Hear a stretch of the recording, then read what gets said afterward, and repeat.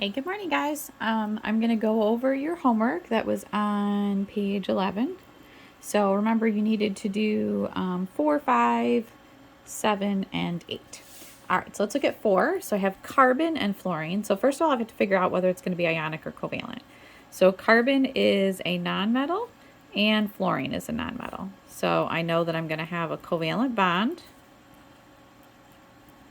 and they're going to be sharing electrons.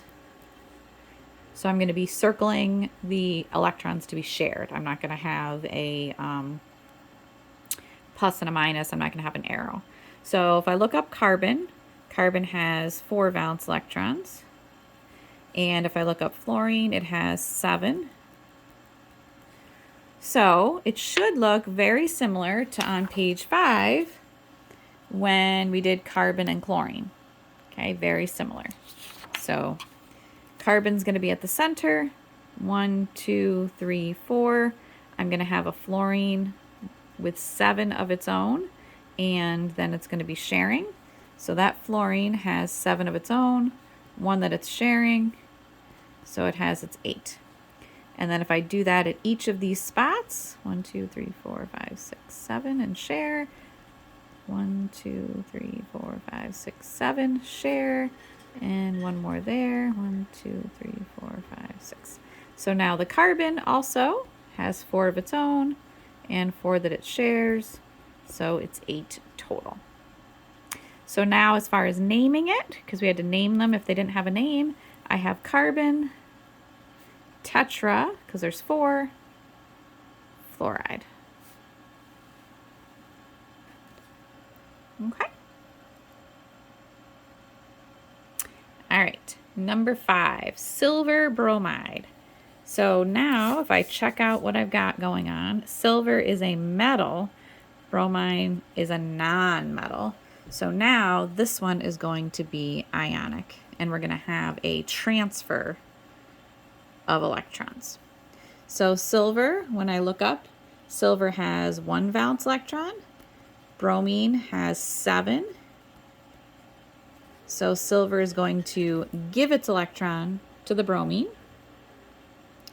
So I end up with silver with a +1 charge, bromine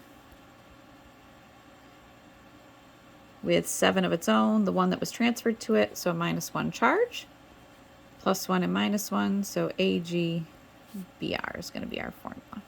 So this one was like what we did in the last notebook. This is what we did yesterday. This was the last notebook. So this one was ionic. And the reason that one we did the transfer and did it this way instead of like this is because it's a metal and a non-metal. So it's ionic, transfers. All right, next one we have silicon tetrafluoride. So when I see tetra and I see a prefix, I know that means covalent and I know that means sharing. So silicon, when I look it up, has 4 valence electrons. And fluorine has 7. 1, 2, 3, 4, 5, 6, 7. So same situation as up here.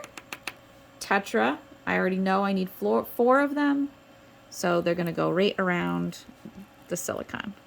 1, 2, 3, 4, 5, 6. 1, 2, 3, 4, 5, 6. And you're probably thinking, do I really have to draw all these? It's a pain in the neck to draw them all. Yes, you do. Sorry. Because those electrons don't disappear. And they're an important part of the molecule. So, all right. So we end up like that. And silicon tetrafluoride would be SiF4. And then our last one, hydrogen and fluorine. We have 2 nonmetals. So we're going to be talking about covalent, hydrogen, monofluoride, because we use prefixes for covalent. Hydrogen has 1, fluorine has 7. I'm not going to draw an arrow and give it to that fluorine because this is a nonmetal. If it was a metal, like up here, if it had been silver fluoride, yes, I would give it, but not because it's a nonmetal. So those are going to be sharing. So that's my molecule. So it looks very similar to the HCl that we did. Okay, so hydrogen monofluoride, it's also hydrofluoric acid. All right, so that was your homework. Hopefully you did okay, or at least get it pretty good right now. Make sure you've got those copied in, and then we'll go on and I'll do the next sets of things for you that have a little bit more complicated things to do with them.